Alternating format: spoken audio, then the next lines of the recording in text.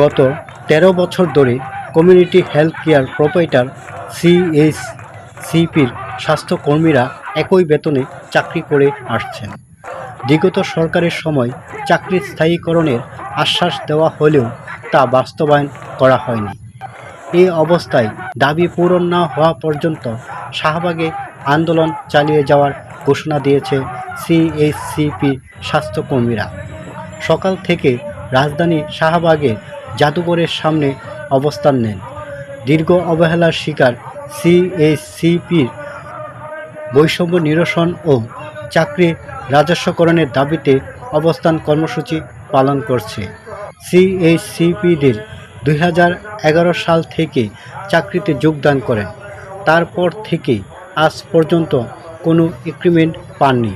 Community ক্লিনিকে নিয়োজিত community health provider কেয়াররা CHCP দীর্ঘ বছর চাকরি করেও সিএইচসিপিদের রাজস্ব বা স্থায়ীকরণ হতে দেননি দুর্নীতিগ্রস্ত কর্মকর্তারা।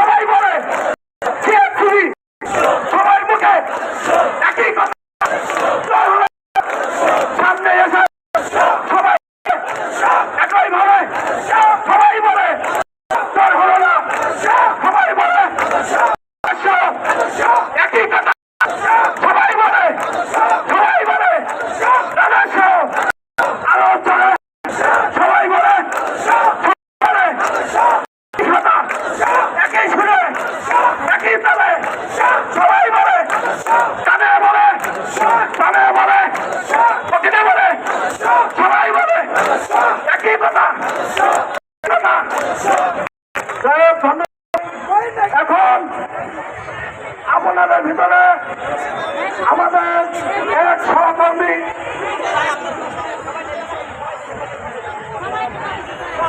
শ্রীপুর উপজেলার সভাপতি সাইফুল ভাই আমাদের সাথে কিছু বক্তব্য দেবেন। আমরা সবাই শুনবো। কিছুক্ষণের মধ্যে আমাদের রাশেদ ভাই এখানে উপস্থিত হবেন। ইনশাআল্লাহ আমরা বক্তব্য শুনবো।